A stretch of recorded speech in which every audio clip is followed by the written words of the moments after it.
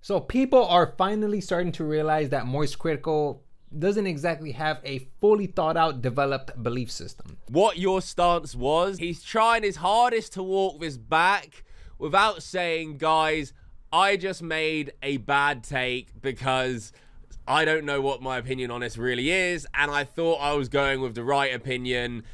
Turns out it wasn't. Well, I mean, I can't say that I'm surprised because for a while now, I've been already calling this out. And if you don't believe me, go ahead and go watch the video of Moist Critical being wrong about neon. You'll see what I'm talking about.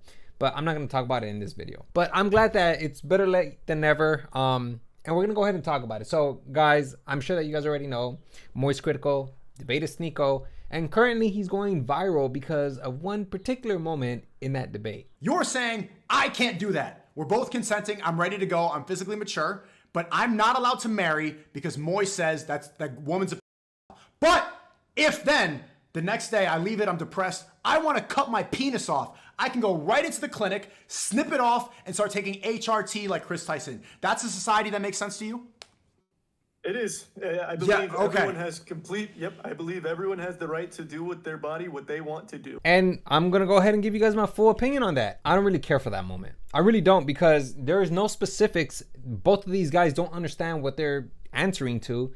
I wish one of them would have at least brought up gender affirming surgery, which none of them do. So I don't know what Sneako is talking about, and I have no idea what Moist Critical is talking about. And I did watch the entire debate between Sneako and Moist Critical, and I have to say that a lot of people didn't exactly watch it. They think that it was boring, that it was stupid.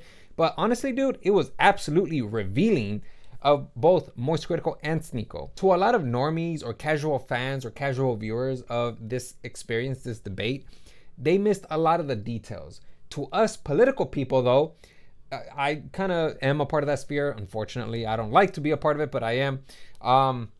We saw a lot of what was going on between the two personalities. And you can tell that there was just so much that Moist Critical is completely unaware of, as well as Sneako. I mean, we already know this in the political world that Sneako is just out of his mind. And believe it or not, even Sneako performed, I think he performed pretty well because he was asking interesting questions. A lot of them were superficial questions though, but Sneako knew how to maneuver that debate a lot better than Moist Critical did. So let's go ahead and start off with Moist Critical and this moment, this particular moment that he had in the debate. Why is incest wrong?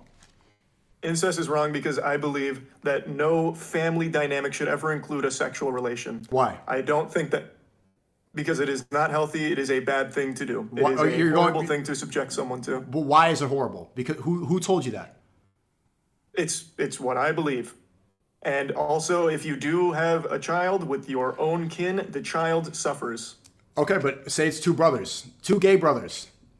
Chris Tyson and other Chris Tyson and Chris. If they're two brothers and they decide to be in a no, genuine question. It's what you believe in. I want to figure out where your beliefs come from. You personally believe that. My beliefs come from a place of what I believe to be moral. So you can see that Moist Critical, he continues to reiterate, like, you know, it's what I believe. It's what I believe. But what Sneako's trying to ask him is, how did you believe that? How did you get to that conclusion where you decided to believe that incest is wrong? Because I think that what Sneako asked him was a pretty fair question. And Moist Critical responded with, you know, because of inbreeding, obviously the child suffers, and no family member in a family structure should ever be subjected because it's bad. Incest is wrong because I believe that no family dynamic should ever include a sexual relation. Why? I don't think that, because it is not healthy. It is a bad thing to do. Now, anybody can agree with Moist Critical, right? Morally and ethically. However, let me go ahead and propose this hypothetical, right? What if there's a man and a woman and they get married and they have a 6-year-old kid? Now, this couple is happy. However, later on, they realize that they're both brother and sister and they have a kid. What happens then? Should they divorce? Because according to Moist Critical, it's a bad thing to do. If they divorce, though, the child also suffers. Now, again, they're a happy family. If they divorce, they ruin that family structure that they already created. What do we do? Now, if you're wondering like, oh, but that only happens like 1 in a million. That's not going to happen. No, believe it or not, it actually happens a lot more frequently than you think. As a matter of fact, the hypothetical that I presented to you guys isn't even a hypothetical. It's a real story that occurred in Brazil. If you live by Moist Critical's logic, then you potentially risk dismantling this stabilized household. Now, I'm not here trying to argue incest, but what I am trying to show you guys is just how complex this issue is and Moist Critical develops an opinion without actually looking into the details of the issue that he's talking about. Because believe it or not, there's even a counter argument to the inbreeding argument. Now, before I give you guys the argument, I want to go ahead and say that congenital, if you don't know what that word means, essentially means to be born with. Okay, congenital disorders means a disorder that somebody was born with. So the argument goes a little something like this, quotation marks. If people are arguing against incest and their main argument is inbreeding because they don't want to spread congenital disorders, the kid will suffer, that's a valid reason. However, what about people who were born with congenital disorders that were not conceived through inbreeding? Do those people also have the right for an offspring?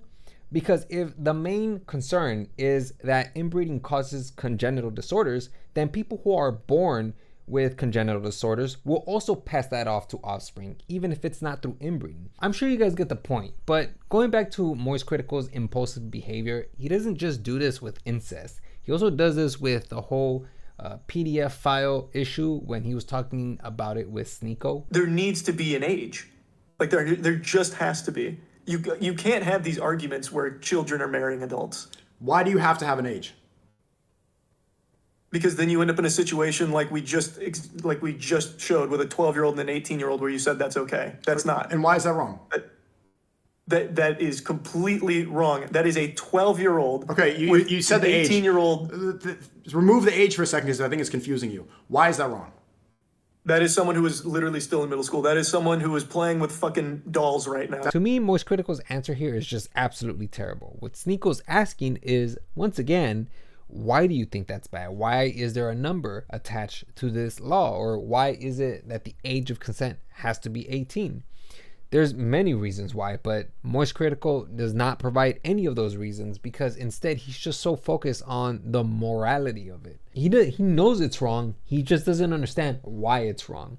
And what he does next, I did not like this one bit where he tries to make it seem like, Sneeko, are you okay with it? So you're saying it's because there are different stages in life? It's a child versus an adult. I guess to even get back a little bit, do you think there's not a problem with a child being with an adult? Okay. We haven't even agreed upon what a child and an adult is. That is like the most political deflection and pivot that I've ever seen, and I really despise when people on the left and right do that. If Charlie actually did the research on why it's terrible, he wouldn't have to even resort to anything like that because he could just engage faithfully with what Sneeko's asking.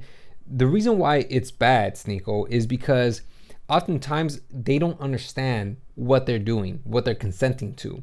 A person doesn't reach cognitive maturity until the age of 18. There's an entire article on this on neurosciencenews.com. If you guys want to read it, I highly recommend you guys read it. In the article, it states that teenagers ages 10 to 15 have a rapid growth in executive function. If you don't know what executive function is, essentially executive function is planning and problem solving, monitoring, the ability to observe what's happening and adjust thoughts and actions in response, inhibition control, working memory, cognitive flexibility. And these cognitive skills don't develop until the age of 18, which is also the age of consent, which is also the age where you make very important life decisions, such as, moving out or even joining the military, perhaps even engaging in vices such as smoking cigarettes. These are very important life decisions that you're going to have to make. What I am trying to show you guys is that Moist Critical, he doesn't have a very well developed opinion about any of these issues, and yet he still engages with these issues as if he understands them. Now, there's nothing wrong with that. If you want to give your opinion on it, you're more than welcome to. But here's the problem though, when you give your opinion, expect people like Sneeko to come around and try to challenge your ideas. And when people like Sneeko come around and challenge your ideas and then they put you in a corner where you can't get out of it because you didn't do the research, then this guy, Sneeko, ends up sounding so much better than what he's supposed to sound like, because we all know that Sneeko has very extreme ideas. However, a lot of people are going to listen to this debate and they're going to be like, you know what, Sneeko actually sounds reasonable. Like, for instance, he says something in that debate where I was like, you know what, man, I feel like he probably resonated with people after he said this. My belief comes from something that's consistent. It comes from the Islamic way. It comes from the Islamic way because nothing else makes sense. The Western way is always adapting, and now we allow people to change their genders, something that was admonishable only 10 years ago. See, you're following the ever-changing morality. Only 10 years ago, a man becoming a woman was a mental illness. It was something that was shamed upon. 10 years ago, if Chris Tyson was going on a Mr. Beast video and he was there dressed up like a girl, and he was saying that I'm taking puberty blockers, hormone blockers, everybody would admonish him. Most likely people are going to resonate with that. But Charlie did call it out correctly when he said that, you know, we're not the same people we were 2,000 years ago.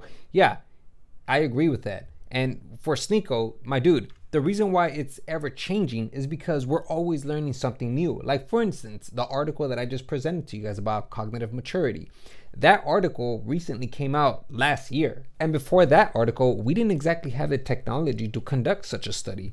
But now we do, and because of that, we understand human development so much more, which now allows us to reinforce the idea why the age of consent should definitely be at least 18. So for Sneeko asking that question, you know, why is it 18? Why should it be 18? Well, that's one reason why it should be 18, because cognitive maturity is stabilized once you hit 18. I want to go ahead and remind you guys that if you lack the knowledge of any particular issue, it's best just to declare that you don't know. It's always better that way, because you don't ever want to be in a position where you have someone like Sneeko cornering you and you have no way to defend it. And then Sneeko ends up looking good in the debate. Luckily, Sneeko has a reputation for being very extreme when it comes to rhetoric, so there's not really much to worry about other than the fact that his fans are for sure going to eat this up. And I would also like to remind you guys that there is that very real possibility that if this was anybody else other than Sneeko, this would have for sure launched their career. Need I remind you guys that Andrew Tate was once relatively unknown before he debated XUC, and because XUC did not know how to properly conduct himself and he did not know the proper arguments, it ended up launching Andrew Tate's career to the stratosphere. So if you believe that you're doing something good by debating these people, but you don't know the actual issues and you're just relying on morality and very superficial arguments, yeah, you're probably doing so much more harm than good. So yeah, I just want to go ahead and leave you guys with that. Yeah, man, that's all I have for you guys. And yeah, hopefully you guys learned something today.